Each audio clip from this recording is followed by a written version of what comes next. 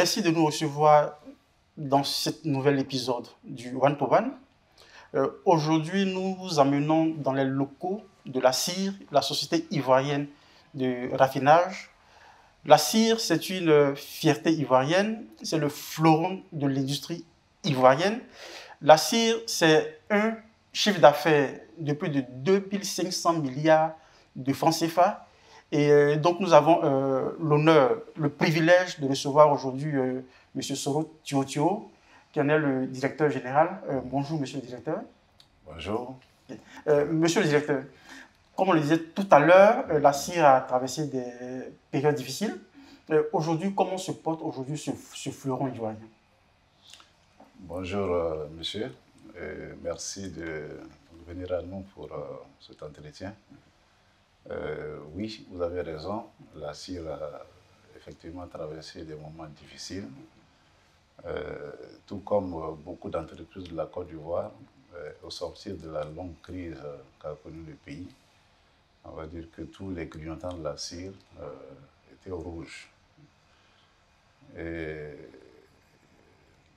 mes prédécesseurs, ceux qui m'ont précédé donc à la tête de cette entreprise, ont entrepris des actions importantes. On pouvait les situer, donc, je dirais, en deux volets. Il y avait un volet institutionnel, c'est-à-dire que c'était des mesures fortes que l'État devait prendre. Et donc, il a su poser ses problèmes à l'État. Et des mesures ont été prises progressivement à partir de 2013 et la plus grande mesure en 2018 pour restructurer la dette de la CIR, qui était un poids lourd, laquelle dette avait été, je dirais, générée progressivement par les difficultés de la crise, par des mesures qui bloquaient pratiquement les prix sortis CIR. Aujourd'hui, donc la CIR va mieux. La CIR va mieux, on va dire qu'elle va bien, parce que, comme vous le voyez, elle génère progressivement des bénéfices. Elle reflète ses engagements avec les partenaires techniques et financiers. Et donc pour moi, c'est le lieu de remercier, de traduire, je dirais, la reconnaissance, la profonde reconnaissance de l'ensemble du personnel de la CIR à nos autorités, à commencer donc par son Excellence le Président de la République, qui a écouté les prédécesseurs qui ont posé les problèmes de la CIR et ils ont pris des mesures importantes. Je remercie également au passage tous les ministres qui se sont précédés, parce que ça a été une longue période pour régler ces problèmes-là. Pour terminer, je dirais souligner aussi ma reconnaissance à l'ensemble du gouvernement et particulièrement au ministre Mamadou Sandafoa, qui pour moi est un homme d'action. Dès qu'on lui pose un problème très concret, il nous accompagne à trouver une solution. Il a aidé la CIR à bien gérer la crise, les effets de la crise de la guerre en Ukraine. On a tous vu que le baril a monté de façon fulgurante, mais il a su, en tout cas, nous écouter et trouver une mesure qu'on appelait mesure d'ajustement des prix, qui a permis à la société de tenir et qui a évité également une flambée du prix des produits pétroliers sur le marché de la Côte d'Ivoire, malgré cette crise. Donc, pour me résumer, la CIR, elle va bien, voilà, comme le montrent les chiffres. Oui. Et du coup, ça lui a permis de penser à l'avenir à travers un plan stratégique que j'aurai l'occasion de vous développer. D'accord. Et là, quand on regarde les chiffres de la CIR, on a vu les résultats qui sont devenus positifs, augmenter, atteindre un pic, je crois, à un peu plus de 100 milliards. Oui, 125 milliards. On note depuis quelque temps que ce bénéfice est sur une tendance baissière. Comment est-ce qu'on peut l'expliquer? Alors, vous avez raison. Effectivement, on voit que quand on s'en tient aux bénéfices et aux fonds propres, hein, on voit qu'on dans les années 2014, on était très négatif jusqu'à 2018. Et là, on a progressé. Parce que, comme je l'ai dit, il y a eu des mesures institutionnelles qui ont été réglées, les problèmes institutionnels ont été réglés. Et après, il restait maintenant au personnel de travailler. De travailler, et donc c'est ce qu'on a fait. Ce qu'il faut noter dans le raffinage, le plus important pour une raffinerie, c'est la marge de raffinage. Okay. C'est-à-dire que ce que le raffineur peut gagner en raffinant un baril de pétrole. Okay. Et cette marge dépend du marché. La cire a une marge traditionnelle au budget de l'ordre de 2,5 $ par baril. Okay. C'est notre valeur de budget. D'ailleurs, on voit que pendant la Covid, cette marge était négative pour toutes les raffineries. Et au sortir de la Covid, en 2021, cette marge était de 1 $, donc inférieure à notre budget. Par contre, quand il y a eu la guerre en Ukraine, le marché a été désorganisé. La loi de l'offre et de la demande s'est exprimée. Il y avait moins de produits pétroliers sur le marché, donc les prix ont flambé. Et donc dans tous les segments du pétrole, donc y compris le raffinage, la marge est montée. Okay. Et en moyenne, en 2022, il y a une marge de 17 $ par baril. Okay. Donc la cire, naturellement, tout à fait, a profité en travaillant, parce qu'il faut que la raffinerie marche pour pouvoir profiter, pour capter ces marges. Donc le personnel de la cire a travaillé pour capter cette marge-là. Et ça fait qu'on a eu un bénéfice record qui a permis, je dirais, d'assainir nos comptes financiers. D'accord. Nos comptes financiers, de verdir les indicateurs financiers de la cire. Alors, la guerre s'est poursuivie en 2023. Oui. Naturellement, les différents pays ont dû trouver des mécanismes pour atténuer l'effet de la guerre en Ukraine. Et la marge est passée donc, de 17 $ par baril en 2022 à 11 $ par baril en 2023. D'accord. On voit que le 11 $ par baril est toujours largement supérieur aux 2,5 $ par baril. Tout à fait. Encore une fois, la cire, puisqu'elle continue dans son progrès, elle a bien fonctionné. Une raffinerie, si elle ne fonctionne pas, elle ne peut pas générer de bénéfices. Donc, elle a bien travaillé. Et donc, ça lui a permis d'avoir un résultat de 95 milliards. Donc, qui est tout à fait en rapport avec la marge. Okay. Voilà. Quand on avait 17 $ le baril, on a eu 125 milliards. En venant à 11 $, on a 95 milliards de dollars. C'est pour quel exercice? L'exercice 2023. 2023. Okay. Voilà. Donc, on a terminé avec 95 milliards de francs CFA en bénéfice. Voilà, donc vous voyez que la décrue est liée à la marge. Et en 2024, la baisse de la marge a continué parce que, comme je l'ai dit, les pays, les acteurs sur le marché essaient de trouver des solutions alternatives pour diminuer l'impact de la guerre en Ukraine. Et en 2024, la marge a été de 5 $ le baril. 5 $ le baril contre 11 $ le baril en 2023. Donc la cire en 2024, tout en étant plus performante encore techniquement, a réalisé un bénéfice donc, de 50 milliards de dollars. Donc vous voyez que 95, enfin 11 $ on fait 95 milliards. Si on divise 95 par 2, ça fait, je crois, à peu près un peu plus de 47,5. Bon, donc si la marge baisse de moitié et que je fais 50, c'est un résultat excellent qui montre que la cire garde sa performance. Et ça, les milieux financiers les comprennent, les résultats financiers. C'est dit déjà que quand le prix du baril augmente, derrière, vous avez des marges beaucoup plus importantes. Non, pas forcément.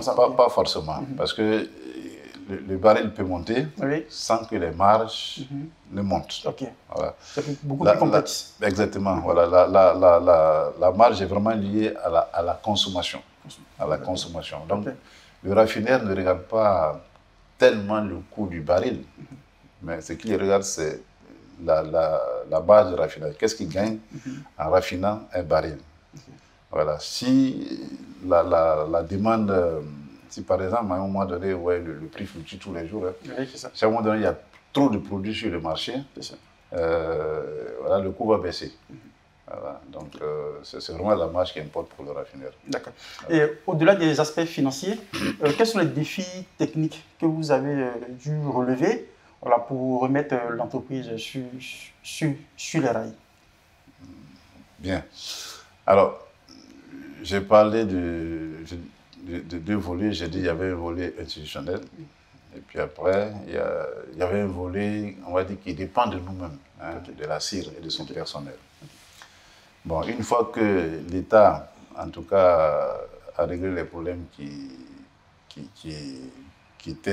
empêchaient la CIR de prendre de l'envol, on a à la CIR cette tradition de communiquer avec le personnel. Parce que pour nous, le plus important, c'est le capital humain. Nous avons 4 syndicats. Donc sur, on va dire, 5 centrales de syndicats en Côte d'Ivoire, il y en a 4 à la CIR. C'est quand même beaucoup. Les syndicats, nous ne les voyons pas comme des syndicats. Nous les voyons comme des partenaires. Donc ensemble, avec les syndicats qui représentent le personnel, on a fixé un cap. Et ce cap était très clair pour tout le monde. C'est d'abord que la raffinerie doit bien fonctionner. Et elle dépend de nous. Donc il faut l'engagement de tout le personnel.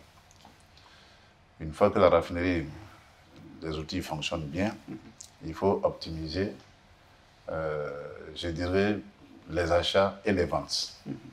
Bon, donc ce que nous avons, je dirais, apporté de plus, parce que j'ai eu la chance de passer un peu partout, c'est l'aspect du pilotage. Voilà, une raffinerie, elle se pilote comme un avion. Parce que l'environnement change tous les jours. Donc nous regardons. Et donc nous avons mis en place des indicateurs qui font que, si je veux résumer, nous arrivons à connaître ce que nous gagnons chaque jour sur chaque litre que nous vendons, chaque type de produit que nous vendons. À partir de ce moment-là, tu n'es plus je dirais dans le vide. Tu ne fais pas un bilan a posteriori. Ce que nous avons apporté à la CIR avec l'ensemble du personnel, donc c'est l'amélioration du pilotage, de manière à ce que la CIR fonctionne comme une entreprise du CAC 40.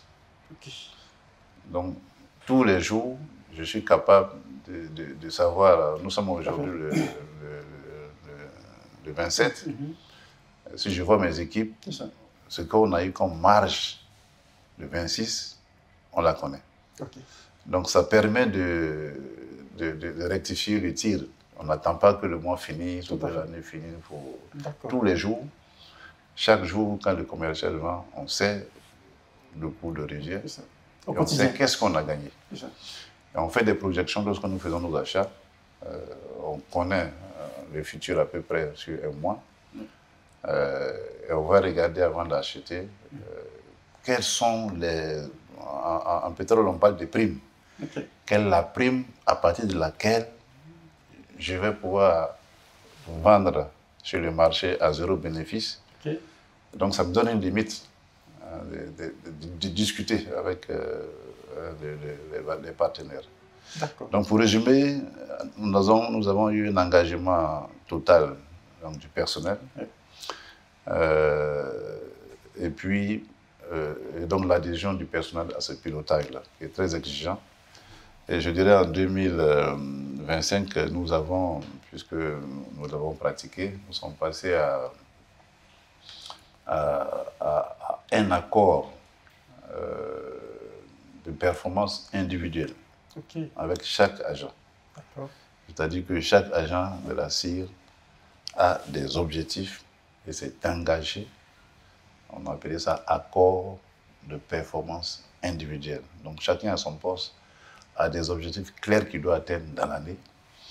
Et naturellement, une fois que ces objectifs sont atteints, que l'entreprise génère des résultats, mais chaque agent est récompensé en fonction du niveau d'atteinte de ses performances, de ses objectifs. Donc, voilà un mécanisme très transparent, très clair, supporté par les syndicats, accepté par le personnel et qui nous constitue la force de la CIR. D'accord. Bien. Donc là, on va aborder une autre actualité de la CIR, qui est la sortie du groupe Total, voilà, du capital. Total qui est une référence mondiale. Aujourd'hui, comment est-ce que vous gérez la suite de cette sortie-là d'un acteur comme Total? D'accord. Alors, oui, effectivement, Total est sorti du capital de la CIR depuis le 1er août. Bon, alors, ce qui est important pour nous, ce n'était pas tellement le Total actionnaire. Alors, il faut savoir que depuis la création de la CIR, et donc effectivement Total est dans l'action, était un actionnaire de la CIR, et Total avait l'assistance et contrat d'assistance technique avec la CIR, donc depuis 1965. Et c'est beaucoup plus cet aspect du contrat d'assistance qui nous intéresse. D'accord. Alors, Total, en tant qu'actionnaire, évidemment, avait ses représentants dans tous les organes de gestion de la société, le conseil d'administration et puis les différents comités spécialisés. Et donc, pour, je dirais, compenser ce premier effet, du fait que Total avait ses représentants dans les différents organes de gestion, qui nous apportaient leur expérience dans le conseil d'administration et dans les comités spécialisés, nous avons demandé donc, aux autorités et au conseil d'administration d'ouvrir le conseil d'administration et les autres organes de gestion, les comités spécialisés, à des représentants indépendants. Okay. C'est-à-dire, ce sont des personnes qui ont une bonne connaissance du monde du raffinage. Oui.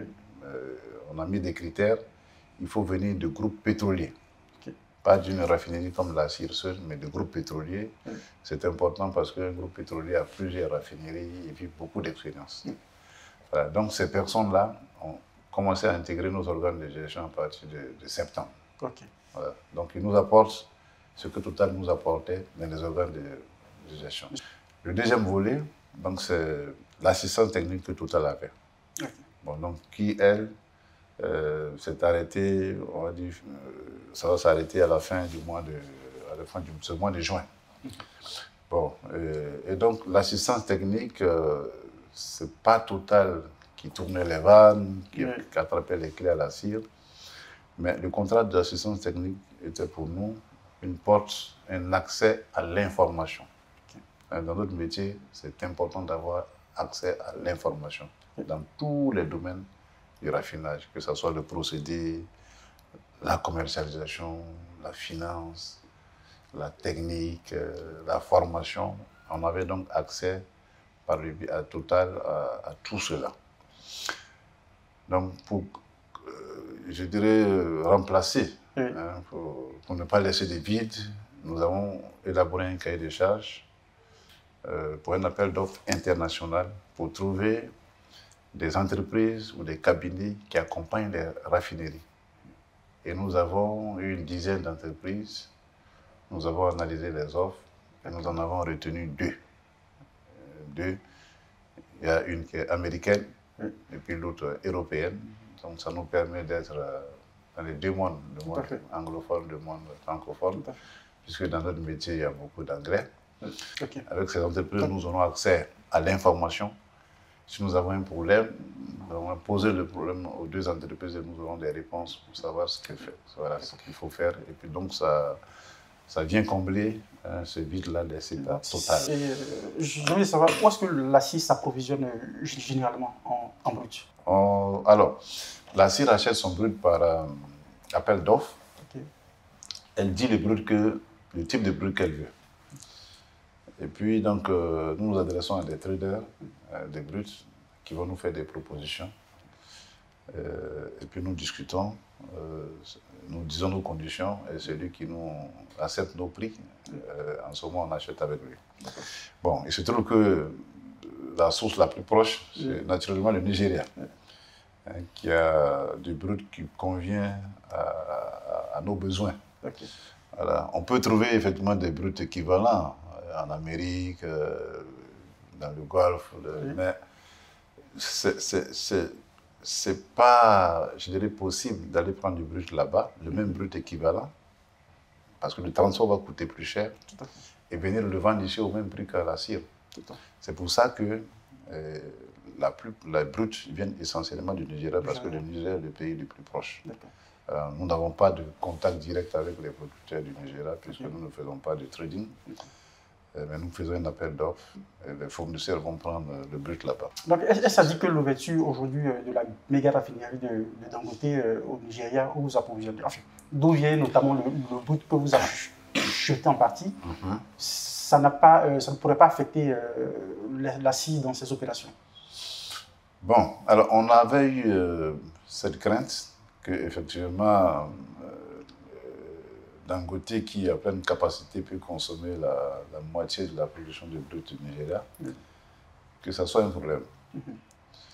Mais la réalité, c'est que d'abord le brut qui est produit au Nigeria n'appartient pas totalement à l'État ivoirien, à l'État du Nigeria.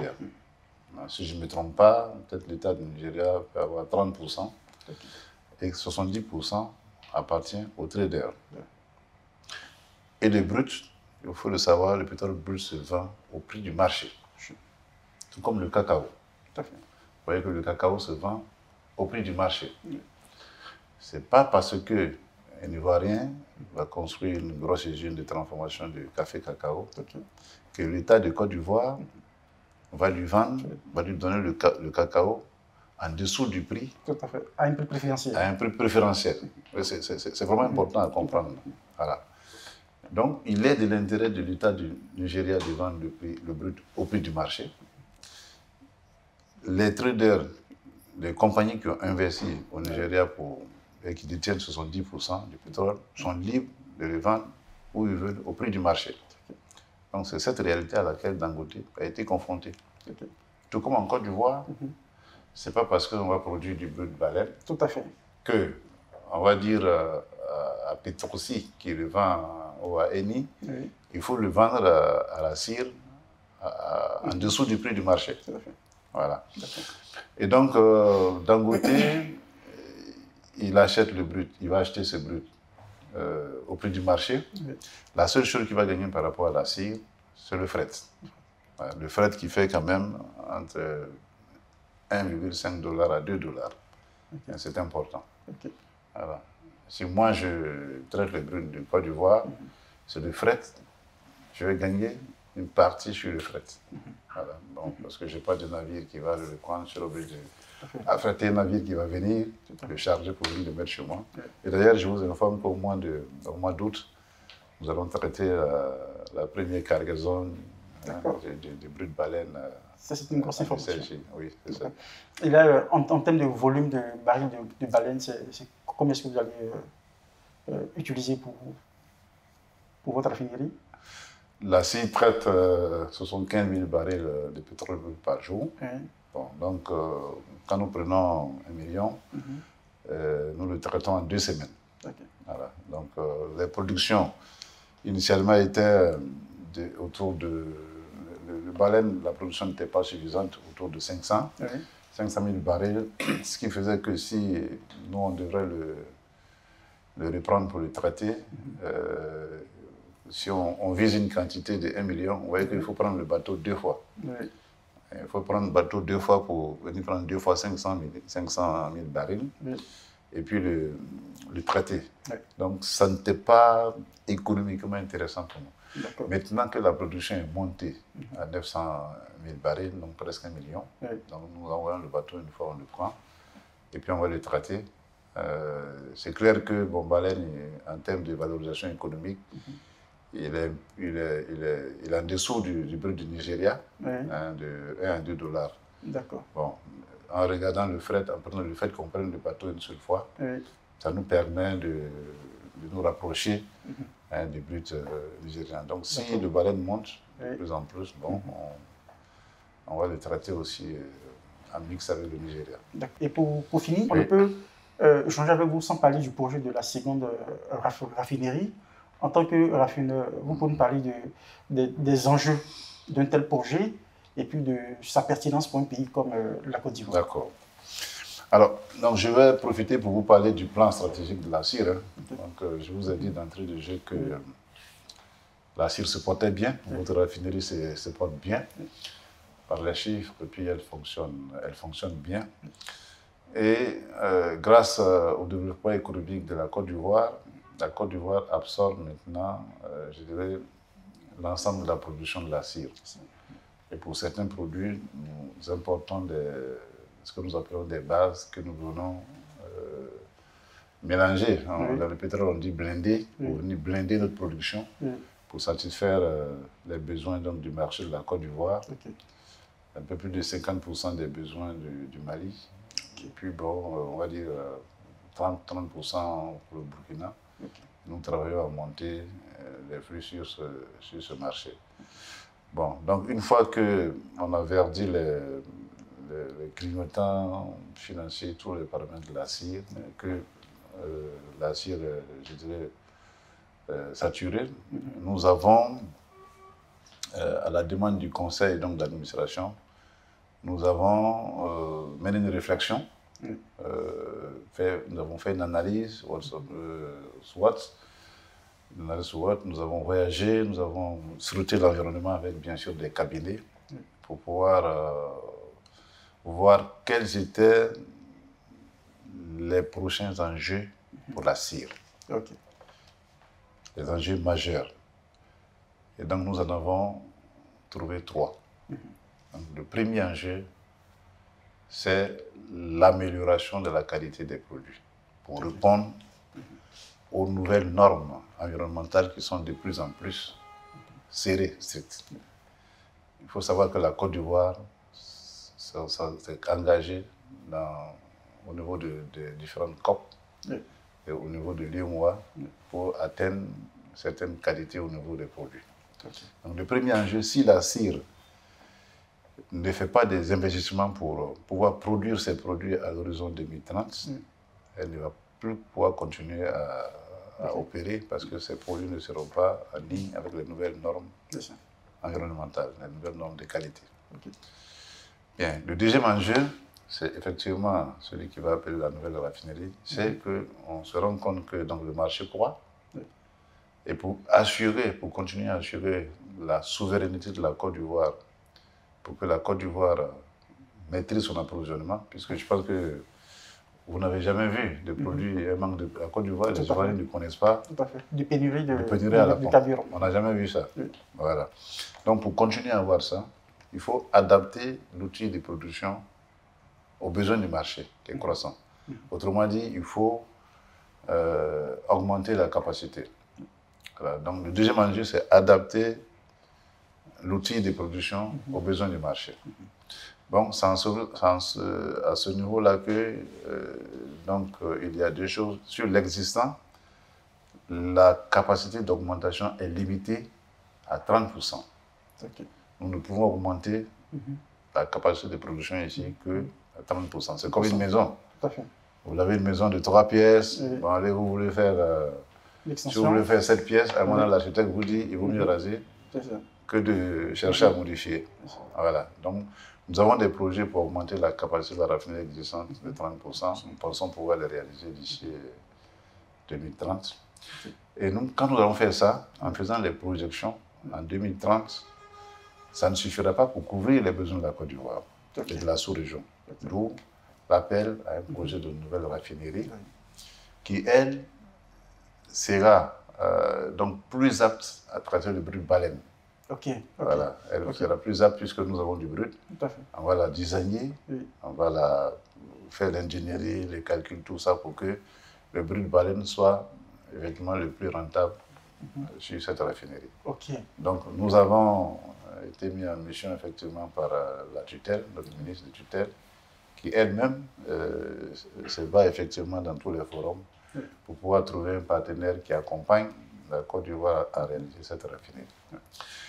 Le troisième enjeu, c'est la transition énergétique. Il faut que la CIR adresse. Parce que, oui, la transition énergétique, on parle donc de fossiles, et puis de nouvelles énergies qui vont permettre de faire la mobilité. Alors, pour une raffinerie, parler de transition énergétique, oui, ça paraît quelquefois un peu bizarre, mais on va dire, oui, mais le fossile, non. Le fossile ne va pas disparaître brutalement comme ça. Mais les statistiques montrent qu'au niveau mondial, la consommation de produits, en tout cas la consommation d'énergie va augmenter. Et si rien n'est fait, en 2050, si on n'est que sur du fossile, on ne pourra pas maîtriser le réchauffement de la planète. Ça, c'est clair. Bien, donc qu'est-ce qu'il faut faire? Alors, pour une raffinerie comme nous, le premier volet de la transition énergétique, c'est de voir comment est-ce que nous pouvons diminuer notre impact sur l'environnement. Et sur ce plan, nous avons engagé plusieurs projets. On est soutenu par l'État. On va diminuer le soufre dans le gasoil à l'horizon 2030.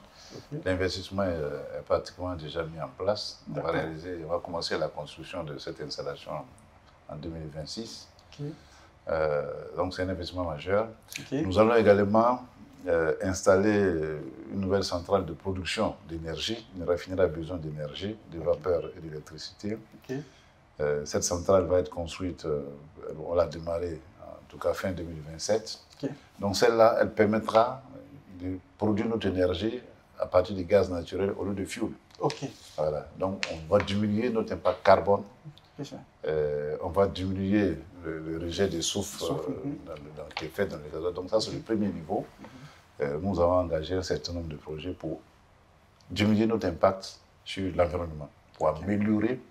Le premier niveau de la transition, quand on parle de transition, c'est de faire des produits plus propres. Même s'ils sont fossiles, il faut qu'ils soient plus propres.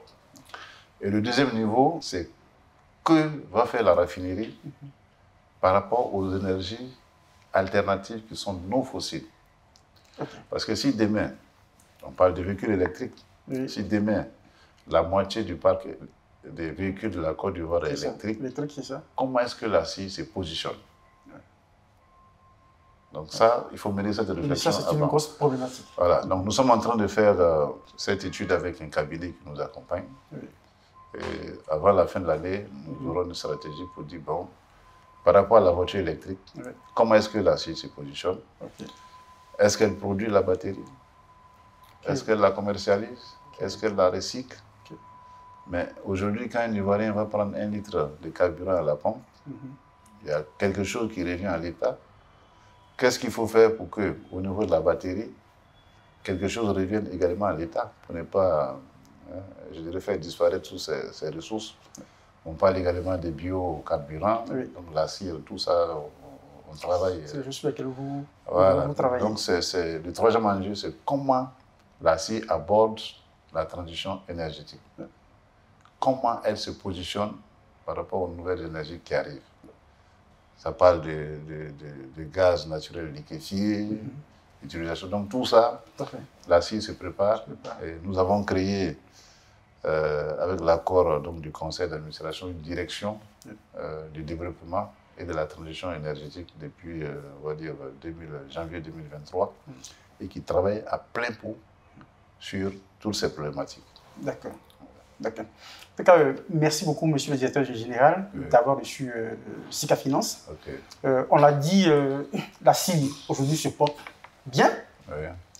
Elle a des statistiques qui vont dans le bon sens.